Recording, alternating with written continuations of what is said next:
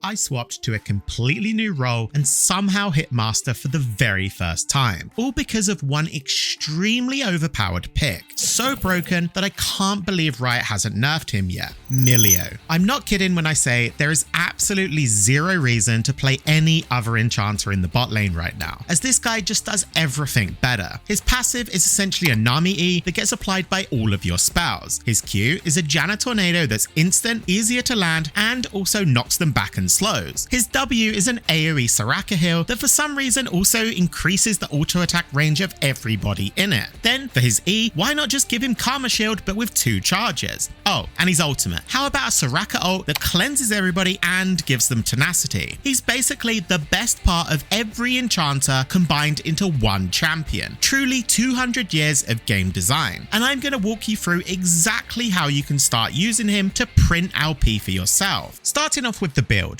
Don't, whatever you do, make the mistake of copying the default runes. Mana flow, useless. It's hard to stack and Milio barely has any mana issues. Swap it for Axiom Arcanist. His ultimate has a massive cooldown and this will help bring that down while also increasing the healing. Drop Scorch for Gathering Storm. Scorch only procs off your Q, which is decent poke, sure, but who out there is picking Milio to poke in lane? Milio has great AP ratios and the AP scaling you get from this rune is absolutely insane. For secondaries, take Revitalize every game without fail. If the enemy has good engage, you're worried about all-ins, or they have assassins that are likely to focus you late game, pair that up with bone plating. Otherwise, go Font of Life. Truthfully, this rune looks kind of awful at face value, but you'll be shocked at the amount of healing this equates to over the course of a game. For skill order, max E, then W, then Q, taking heal and flash as your summoners. Moving over to items, this part's simple. Rush Echoes of Helia every single game. This item is borderline illegal on Milio because of how it interacts with his W. Just plop it down, and then as long as you're auto-attacking a champion yourself, you'll constantly build stacks while the non-stop healing from your W will then just spend them, creating this infinite loop of extra damage and healing, which for a single item is kind of wild. From there, you'll want to work towards Moonstone. You can consider Ardent instead, but for me personally, the amount of healing and shielding you lose just isn't worth it. But if you have multiple players who can benefit from the attack speed, then sure, I could see an argument for it. For your third item, grab Dawncore. Think of it as Deathcap but for enchanters, and if you ever reach this point, your team will have to try really hard to lose, because at this stage of the game, it's more or less impossible for anyone on your team to die in teamfights. Oh, and quick note from future me, I thought I might have been exaggerating here, but it truthfully did feel that way. So I checked on my OPGG, and I've literally only lost a single game after hitting that 3-item core. Anyway, to cap off your items, just upgrade your support item to Dreammaker whenever you can, and pick up Lucidity Boots either first or second item, depending on how much you're roaming, but more on that later. Side note, the upgraded version of these are also insanely gold efficient, so if you win feats, upgrade these ASAP after you get Echoes of Helia. Now, as for when to pick Milio, aside from the correct answer of every single game, he synergizes insanely well with most hyper-scaling ADCs. You can completely neutralize lanes, keep them safe, and allow them to scale into the mid to late game where you can both start to take over. Whereas while he can still perform amazingly with champions like Draven or Kai'Sa, they much prefer engaged supports. Mages or caster ADCs, on the other hand, due to his passive, are his worst duos. A special mention goes out to Lucian though, as not only do his trading patterns work incredibly well with Milio passive, but you also give him the extra range he so desperately needs. When it comes to tough matchups, Milio really only struggles against hook champions. He outclasses every other enchanter, outsustains all the poke supports, and even hard counters most engaged champs like Leona, Rao, and Nautilus. So honestly, your ban is best spent on things like Blitzcrank, Pyke, or even Thresh. I personally ban Pyke every game because he just outlanes and outroams Milio, and Pyke is just disgusting. What can you do? Alright, so with that out of the way, let's talk about lane phase. First things first, Milio just as a champion is a very passive laner, and is supposed to be played reactively. Start E level 1, and your goal is to either shield your ADC just before they take any damage, or anytime they move up to do damage themselves, as this will proc your passive for that extra damage and burn. And one of the best things about Milio's E is that even if you're a bit late on the shield, as long as your ally's projectile is still in the air, you will still proc your passive. Also, if you have an ADC who doesn't like to trade, which is definitely going to happen quite a lot, you can always just walk forward yourself whenever you have your E ready and throw out some autos. This just does a nice little bit of poke damage and even consumes 2 stacks of your support item as an added bonus. That said, please don't feel like you have to do something, as remember, Milio outscales every support in the game, so a passive lane means means you're essentially winning. Level 2, you can then pick up W. Milio's W is one of the longest non-ultimate cooldowns in the game, and you want to save this for whenever you're committing to a fight. Remember, it also gives additional attack range to whoever is inside, so you can speed up your ADC with ease and then give them a W to help them chase. Otherwise, in some cases, you can look to just use it for the sustain in lane. At level 3, take Q. Q is quite versatile. You can use it very rarely to poke in safer lanes by throwing it directly at a champion, or even by pushing a minion back into them, which a lot of the time I find way more consistent to land. You can use it as an engage tool just for the damage and slow to set up kills for your team, but more importantly, and more often than not, it's actually best just to sit on your Q and save it purely as a disengage tool. We'll be covering some tips and tricks in a little, but a well-timed Milio Q can cancel most engages. Things like Pantheon W, Jarvan EQ, Nautilus Q, Rakan W, Leona E, basically everything you can counter with a Janna Tornado or Poppy W, you can prevent with Milio's Q. But even if you're too slow to do that, just bowling a Q at the enemy ADC will prevent a ton of damage and usually give you both enough time to disengage. And although Milio does like to play passive, you still want to be making sure to always position yourself in a way where you can assist your ADC with auto attacks during any trades that happen in lane. Now, Milio isn't what you'd normally call a good roamer. He's definitely no Pantheon or Alistar, but he can still have a massive impact in skirmishes with his shields and heals. The best roaming trick is one simple fundamental. Whenever you base, instead of instantly sprinting back to bot, just path through mid. That way, if any skirmish breaks out, you're already in a position to hopefully turn that fight around. Other than that, Milio is all around just great at enabling strong members of your team, so don't always feel like you have to be tethered to your ADC in lane. If you have a strong mid or a strong jungler, look for opportunities to play around them as well. But honestly, one of the main reasons I was able to go from never touching support to hitting master in just a few weeks was the 6-part support course over at skillcap.com. It covers everything you need to know, starting with wave control so you actually understand where you should push, when you should freeze, how to pull waves, and how you can use wave management and even your support item to gain huge advantages. Then it dives into trading and positioning, showing exactly how and when you should walk up, tricks on how to trade efficiently, and even gave me the knowledge to carry even the most troll ADCs during the lane phase. There's even an entire course dedicated to roaming, teaching you when to leave lane and the timers that actually matter. But truthfully, what helped the most was the course on warding, where it covers the best ward spots, vision tricks, and even a concept I'd never heard of called vision lines, which sounds complicated but has single-handedly allowed me to set up picks and secure objectives for my team. So if you're serious about climbing on support, or honestly just want to feel like you have a little more control in your games, you can check out that full course and even gain a special one-time discount code by using the link in the description below. But moving over to mid and late game now, this is where Milio truly begins to excel, and his teamfight power is one of the main reasons he's so strong. The best way to play teamfights is for the most part going to be constantly playing on the outskirts of the fight. That way you can keep your W down on the biggest clump of allies, giving them that extra range, healing, and the damage from your passive, while simultaneously moving up to throw out your E's on priority targets to keep them alive. The simple rule I found for Milio is that if you don't die, nobody else does either. So the longer you're alive, the more shields and heals you're throwing out, and the more impossible it becomes to lose the team fight. And throughout all of this, if you can, try to constantly be auto in their front line if it doesn't put yourself at too much risk, as this will just bolster your healing more through that Echoes of Helia interaction we mentioned earlier. Then just hold on to your Q, saving it to knock away enemies who are trying to dive your backline. Or you can even save it to stop important engage tools, like here where I hold on to it to prevent the Ornn using his ult. The biggest consideration in team fighting though has to be when it comes to using your ultimate. Remember, Milio ult not only heals, but it cleanses CC, but you can't use it if you're CC'd yourself. So if they have a very high value AoE crowd control, you ideally want to be saving your ultimate for that while making sure you don't get hit by it yourself. Otherwise, just aim to use it as an AoE heal like you would a Soraka ultimate to save low health allies. And if you can cleanse a CC and get value from the heal, that's always going to be best. And finally, I've saved the best for last, as we're going to speedrun through some must-know Milio tips and tricks. Starting off, here's one most people don't realize. Milio's ultimate actually has a slightly longer range than his E. So if you're sprinting in to save somebody, the moment you get in range of your E, you can already hit your ultimate and be certain it will land. One other highly undervalued part of Milio's ultimate is the whopping 65% tenacity you gain for 3 seconds after. In a situation like this, where I know I'm going to get clipped by the Galio taunt, you can actually pre-use your ultimate and break out almost immediately. Kind of niche, but still very good to know. Also, Milio's ultimate can remove almost every CC in the game except knockups. This includes things like Nocturne ultimate, Urgot ultimate, Tarm ult, Skarner, Lilia, even Set ultimate. But two exceptions are Mordekaiser and Bard ults. I'd hope most people know this by now, but Milio's E actually stacks both the shield and the movement speed boost on the same target. This is super clutch for saving low health teammates, chasing down kills, or even just getting back to lane faster. And a quick side note, make sure you're comfortable using Alt plus E and Alt plus W for self-casting. If that keybind feels awkward, seriously consider rebinding it, because being able to instantly shield yourself will make all of the difference, trust me. Next up, a great trick that saved me plenty of times is knowing that Q and W both give vision. This makes Milio super safe for getting deep wards, as you can just Q bushes before you enter to get the ward down. A cool trick with W on the other hand is putting it over the wall of an objective to give your team lasting vision in cases where it might be pinged.